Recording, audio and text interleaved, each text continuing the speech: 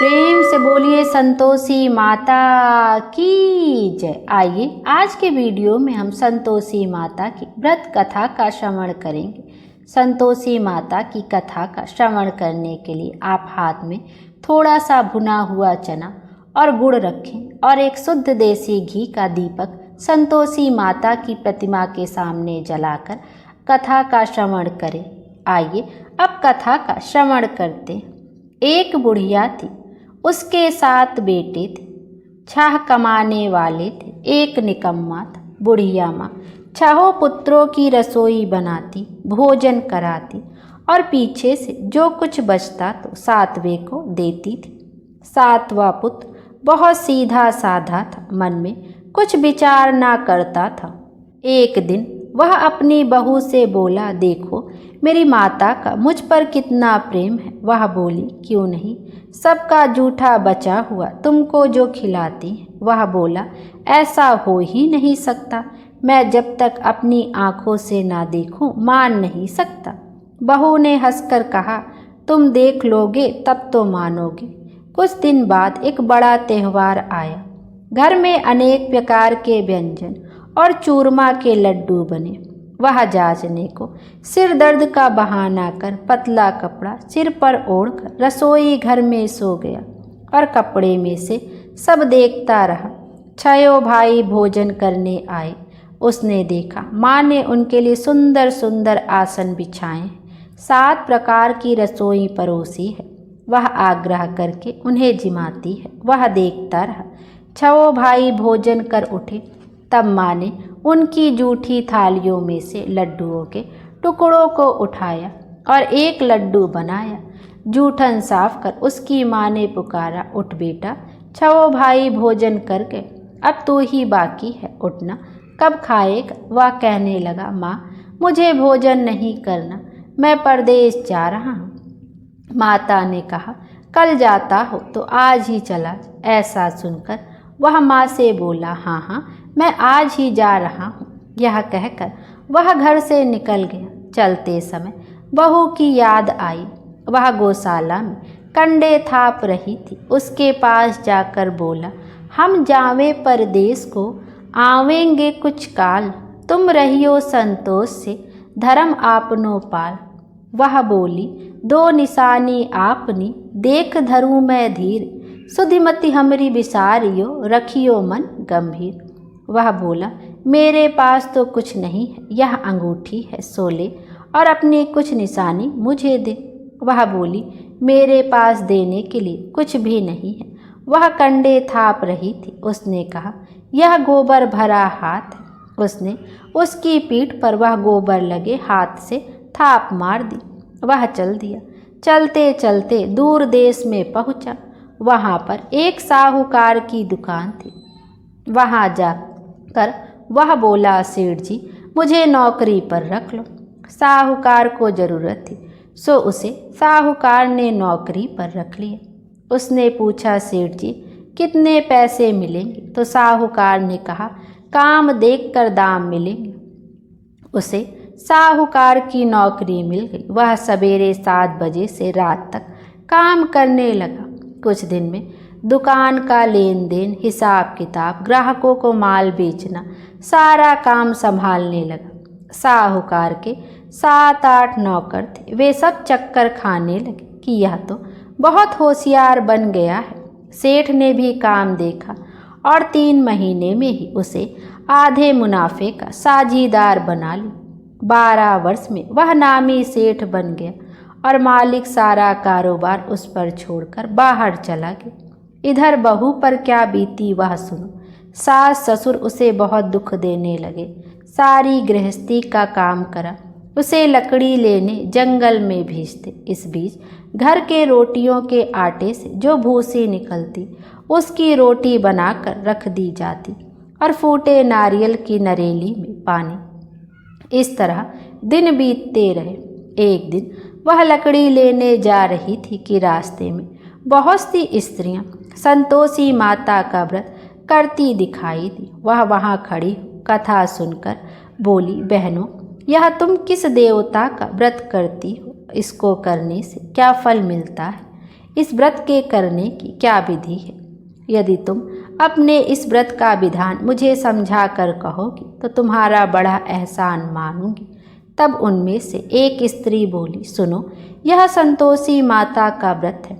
इसको करने से निर्धनता, दरिद्रता का नाश होता है, लक्ष्मी आती है, मन की चिंताएं दूर होती है, घर में सुख होने से मन को प्रसन्नता और शांति मिलती है, निपुत्र को पुत्र मिलता है, पति बाहर गया हो तो शीघ्र आ जाता है, कुंवारी कन्या को मनपसंद वर मिलता है, राजद्वार में बहुत दिनों से मुकदमा चलता हो तो खत्म हो जाता है, कलह कलेश की निवृत्ति हो, सुख शांति हो, घर में धन जमा हो, पैसा जायदाद का लाभ होता है, रोग दूर हो जाता है तथा और भी मन में जो कुछ कामना हो सब संतोषी माता की कृपा से पूरा हो जाता है, इसमें संदेह नहीं। वह पूछने लगी, यह व्रत कैसे किया जाए, यह भी बताओ तो बड़ी कृपा होगी। स्त्री कहने लगी, 1.25 रुपये का गुड़ चना लेना, इच्छा हो तो 5.25 रुपये का लेना या अपनी सहूलियत अनुसार लेना, बिना परेशानी श्रद्धा और प्रेम से जितना भी बन सके सवाया लेना। 5.25 पैसे से 5.25 आने तथा इससे भी जाता और भक्ति अनुसार गुड़ और चना ले। हर शुक्रवार को निराहार रहे, कथा कहना सुनना, इसके बीच क्रम टूटे नहीं, लगातार नियम पालन करना। सुनने वाला कोई ना मिले तो घी का दीपक जला उसके आगे जल के पात्र को रख कथा कहना, परंतु नियम ना टूटे। जब तक कार्य सिद्ध ना हो नियम पालन करना और कार्य सिद्ध हो जाने पर व्रत का उद्यापन करना। 3 मास में माता पूरा फल प्रदान करती। यदि किसी के खोटे ग्रह हों तो माता 1 वर्ष में अवश्य कार्य को सिद्ध करती। कार्य सिद्ध होने पर ही उद्यापन करना चाहिए, बीच में नहीं। उद्यापन में 2.5 सेर आटे का खाजा तथा इसी परिमाण से खीर तथा चने का साग करना। 8 लड़कों को भोजन कराना, जहाँ तक मिले देवर जेठ भाई बंधु कुटुंब के लड़के लेना, ना मिले तो रिश्तेदारों और पड़ोसियों के लड़के बुला उन्हें भोजन कराना, यथाशक्ति दक्षिणा दे। माता का नियम पूरा करना। उस दिन घर में कोई खटावी ना खावे। यह सुन बुढ़िया की बहू चल दी। रास्ते में लकड़ी के बेच को बेच दिया और उन पैसों से गुड़ चना ले माता के व्रत की तैयारी कर आगे चली और सामने मंदिर देख पूछने लगी, यह मंदिर किसका है? सब कहने लगे, संतोषी माता का मंदिर है। यह सुन माता के मंदिर में जा माता के चरणों में लौटने लगी, विनती करने लगी, माँ मैं दीन हूँ, निपट मूर्ख हूँ, व्रत के नियम कुछ जानती नहीं, मैं बहुत दुखी हूँ। हे माता जगजननी, मेरा दुख दूर कर, मैं तेरी शरण में हूँ। माता को दया आई। एक शुक्रवार बीता कि दूसरे ही शुक्रवार के उसके पति का पत्र आया और तीसरे शुक्रवार को ही उसका भेजा हुआ पैसा उसे मिला। यह देख उसके जेठ जेठानी मुँह सिकोड़ने लगे। इतने दिनों बाद थोड़ा सा पैसा आया, इसमें क्या बड़ाई है? लड़के ताने देने लगे। काकी के पास अब पत्र आने लगा, रुपया आने लगा। अब तो काकी की खातिर बढ़ेगी। अब तो काकी बोलने से भी नहीं बोलेगी। बेचारी सरलता से कहती, भैया पत्र आवे रुपया आवे तो हम सबके लिए अच्छा है। ऐसा कहकर आँखों में आंसू भरकर संतोषी माता के मंदिर में आ मातेश्वरी के चरणों में गिरकर रोने लगी। माँ, मैंने तुमसे पैसा तो नहीं मांगा, मुझे पैसे से क्या काम है? मुझे तो अपने सुहाग से काम है। मैं तो अपने स्वामी के दर्शन और सेवा मांगती हूँ। तब माता ने प्रसन्न होकर कहा, जा बेटी, तेरा स्वामी आवेगा। यह सुन खुशी से बावली हो घर जाकर काम करने लगी। अब तो संतोषी माता विचार करने लगी, इस भोली पुत्री से मैंने कह तो दिया तेरा पति आएगा, पर आएगा कहाँ से? वह तो इसे स्वप्न में भी याद नहीं करता, उसे याद दिलाने तो मुझे जाना पड़ेगा। इस तरह माता उस बुढ़िया के बेटे के पास जा स्वप्न में प्रकट हो कहने लगी, साहूकार के बेटे सोता है या जागता है? वह कहता है, माता सोता भी नहीं हूँ, जागता भी नहीं हूँ, बीच में हूँ। कहिए क्या आज्ञा है माँ। कहने लगी, तेरा घर बार है या नहीं। वह बोला, मेरे सब कुछ है माता, माँ बाप भाई बहन बहू, क्या कमी है। माँ बोली, भोले पुत्र, तेरी घरवाली घोर कष्ट उठा रही है। तेरे माँ बाप उसे बहुत दुख दे रहे हैं, वह तेरे लिए तरस रही है, तो उसकी सुध ली। वह बोला, हाँ माता, यह तो मुझे मालूम है, परंतु जाऊं कैसे। परदेश की बात है, लेन देन का कोई हिसाब नहीं, कोई जाने का रास्ता नजर नहीं आता, कैसे चला जाऊं। माँ कहने लगी, मेरी बात मान, सवेरे नहा धोकर संतोषी माता का नाम ले, घी का दीपक जला दंडवत कर दुकान पर जा बैठना। देखते देखते तेरा लेन देन चुक जाएगा, जमा का माल बिक जाएगा, सांझ होते होते धन का ढेर लग जाएगा। अब तो वह सवेरे बहुत ही जल्दी उठ मित्र बंधुओं से अपने सपने की बात कही। वे सब उसकी बात अनसुनी कर खिल्ली उड़ाने लगे। कहीं सपने भी सच होते हैं। एक बूढ़ा बोला, देख भाई, मेरी बात मान, इस तरह सांच या झूठ करने के बदले देवी ने जैसा कहा है वैसा ही करना, तेरा क्या जाता है। वह बूढ़े की बात मान नहा धोकर संतोषी माता को दंडवत कर घी का दीपक जलाकर दुकान पर जा बैठा।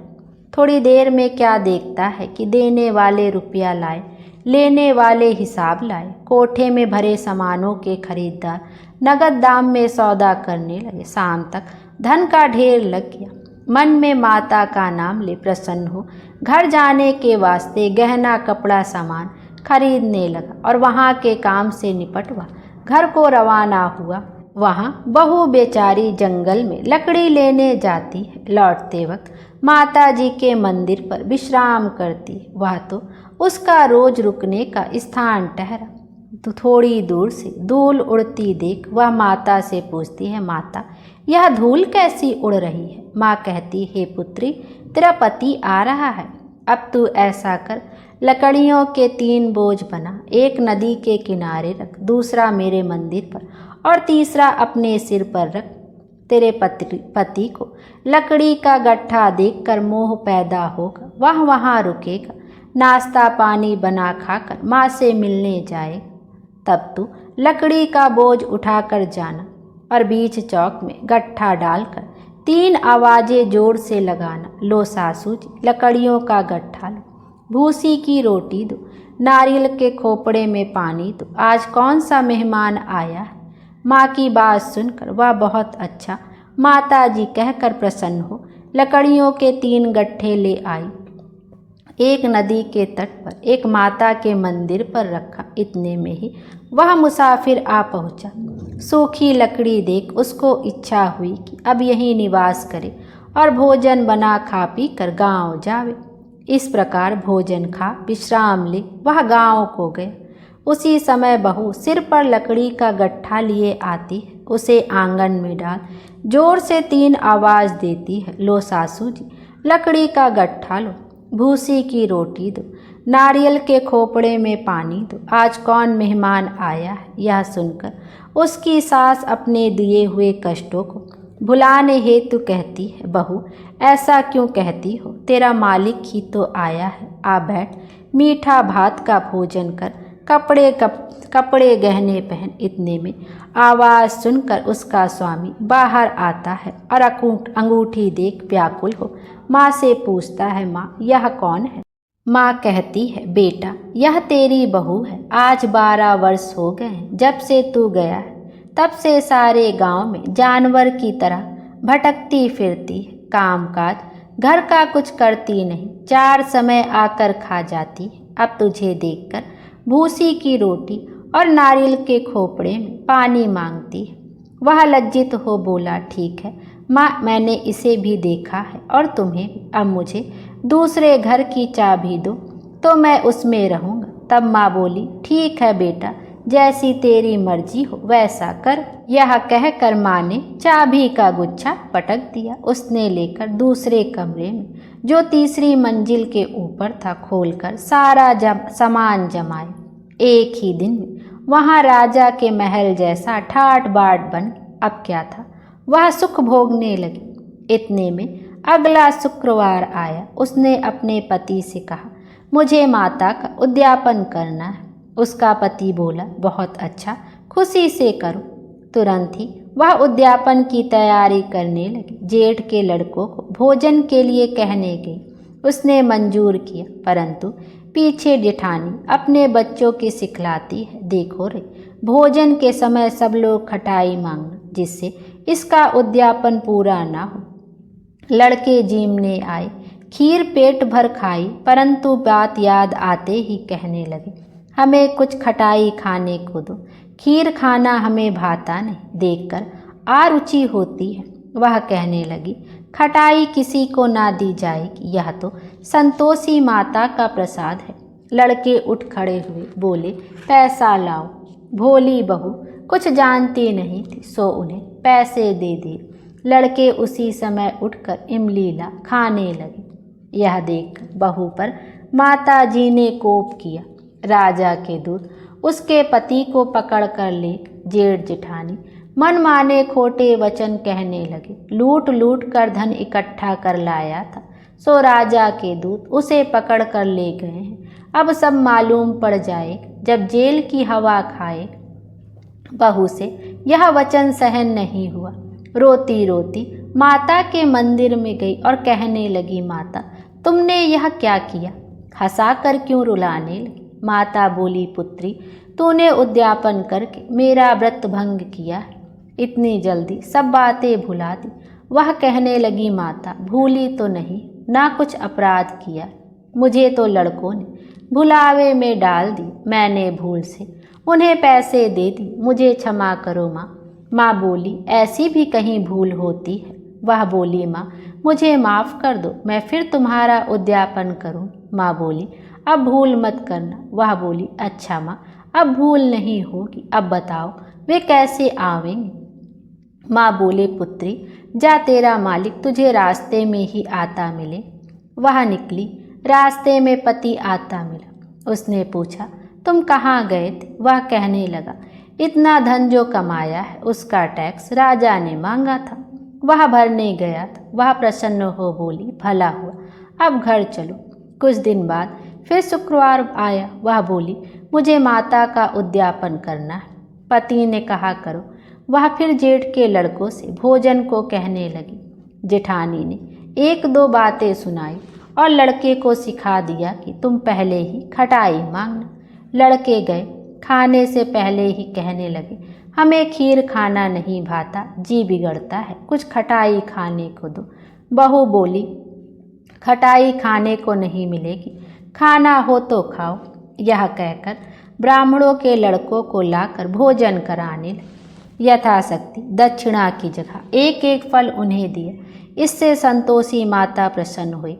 माता की कृपा होते ही 9वें मास उसको चंद्रमा के समान सुंदर पुत्र प्राप्त हुआ। पुत्र को लेकर प्रतिदिन माता जी के मंदिर को जाने लगी। माँ ने सोचा कि रोज आती है, आज क्यों ना मैं ही उसके घर चलूं, इसका उसारा देखूं तो सही। यह विचार कर माता ने भयानक रूप बनाया। गुड़ और चने से सना मुख, ऊपर से सूंड के समान होठ, उस पर मक्खियाँ भिन भिना रही। दहलीज में पैर रखते ही उनकी सास चिल्लाई, देखो रे, कोई चुड़ैल डाकनी चली आ रही है, लड़को इसे भगाओ, नहीं तो किसी को खा जाएगी। लड़के डरने लगे, चिल्लाकर खिड़की बंद करने लगे। बहू रोशनदान से देख रही थी। प्रसन्नता से पागल होकर चिल्लाने लगी, आज मेरी माता मेरे घर आई है। यह कहकर बच्चे को दूध पिलाने से हटाती है। इतने में सास का क्रोध फूट पड़ा। मरी रांड इसे देखकर कैसी उतावली हुई जो बच्चे को पटक दिए।